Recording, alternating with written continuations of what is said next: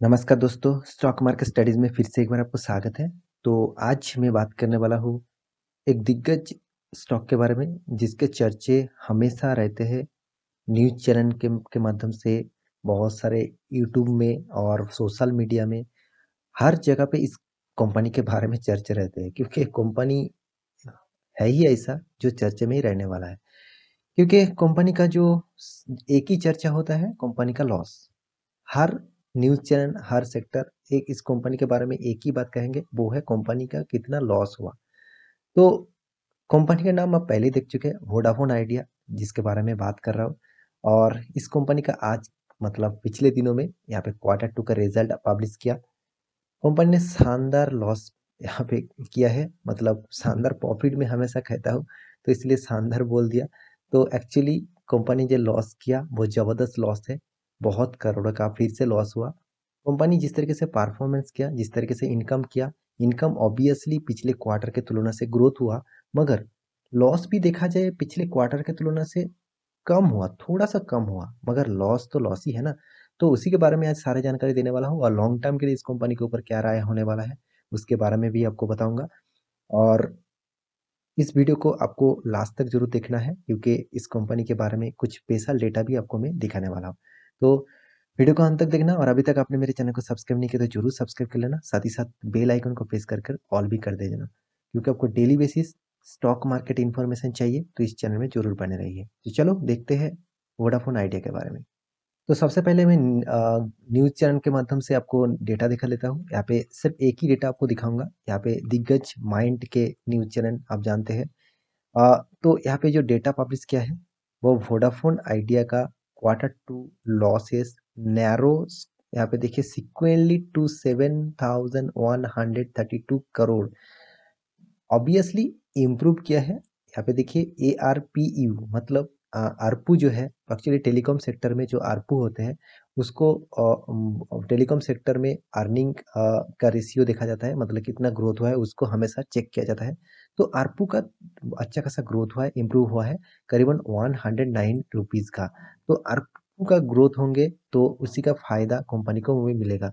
मगर कंपनी जिस तरीके से लॉस में फंसे हुए हैं, तो उसके मेरे हिसाब से इस कंपनी में रिकवरी करने के लिए बहुत बहुत टाइम लगेगा। और दिग्गज इंस्टीट्यूशन और बहुत सारे इन्वेस्टर अगर इस कंपनी के ऊपर निवेश ना करे, मतलब पैसा ना दे, तो इस कंपनी फ्यूचर में टोटली बंद होने का कगार में रह जाएंगे, क्योंकि गवर्नमेंट ने 10 साल का इसका टाइम दिया इसका लॉस जो है, इसका जो कर्जा है वो पे करने के लिए। तो इसलिए कंपनी अभी भी चल रहा है, मगर नहीं तो कंपनी टोटली बंद होने का कगार में है।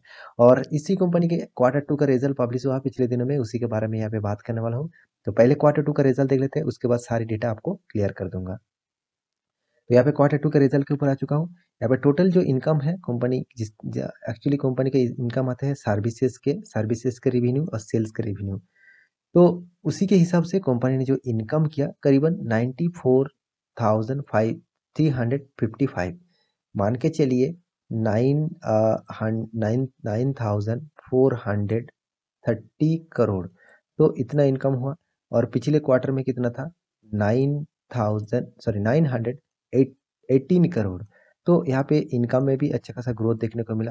पिछले सालों में जो था वो जबरदस्त इनकम किया था, पिछले सालों में कंपनी ने जबरदस्त इनकम किया था, करीबन 1,883 करोड़ का टोटल इनकम किया था।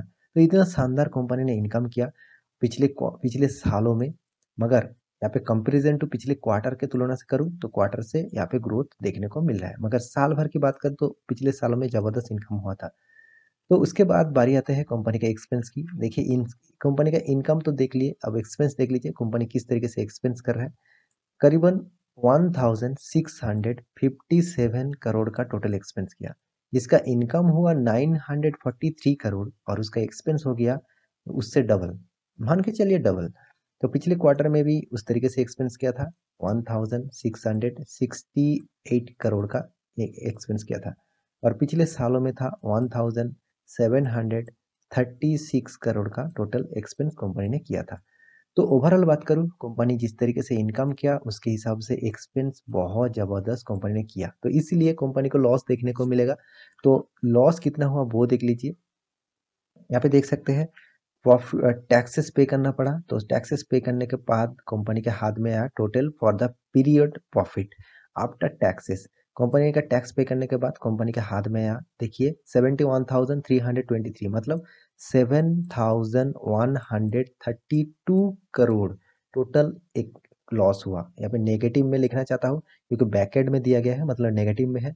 और यहाँ पे कंपनी ने कितना लॉस किया था पिछले सालों में, देखिए 7,319 करोड़ का टोटल लॉस किया था। तो यहाँ पे भी अच्छा खासा लॉस हुआ था।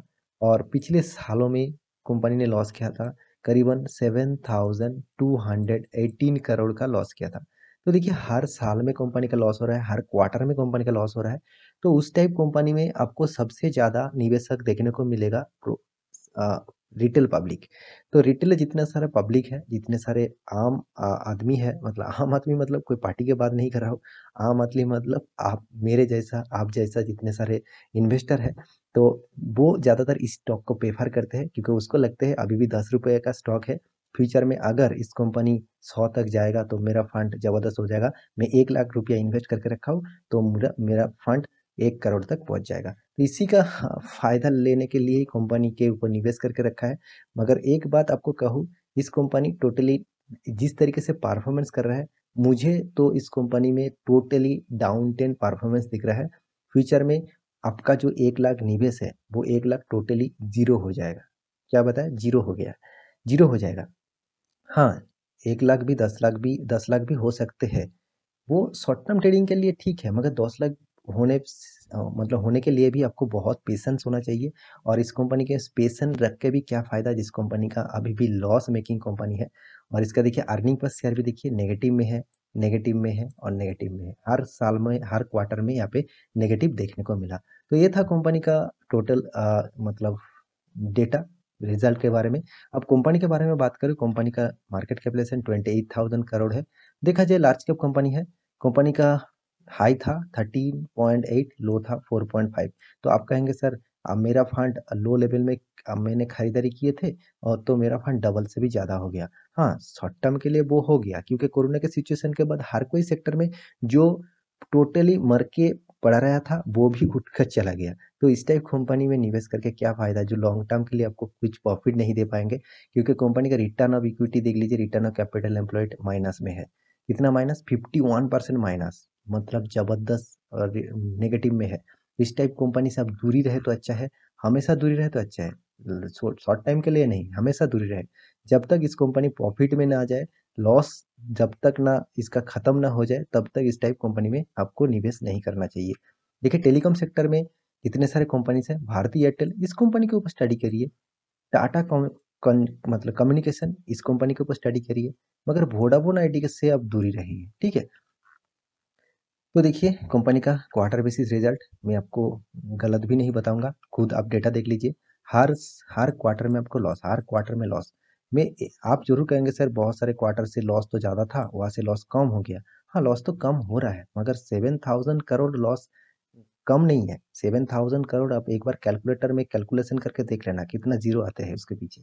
तो इतना जबरदस्त लॉस कंपनी किया है। और साल भर की बात करूँ तो जबरदस्त, यहाँ पे देखिए पहले 2010 में, मतलब 2010 में प्रॉफिट था, 11 प्रॉफिट था, 12, 13, 14, 15, 16, हर सालों में कंपनी प्रॉफिट करते थे। तब जबरदस्त वोडाफोन आइडिया जबरदस्त चलता है क्योंकि तब जियो नहीं आया था।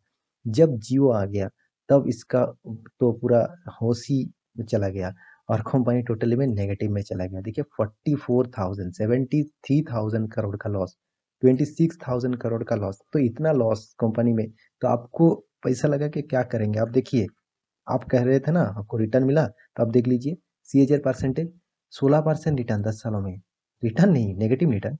5 सालों में 25% नेगेटिव रिटर्न, 3 सालों में 26% का नेगेटिव रिटर्न, एक साल में 16% का रिटर्न। मानता हूँ एक साल में तो रिटर्न मिलेगा ही, क्योंकि एक साल में तो कंपनी अच्छा खासा परफॉर्मेंस किया है।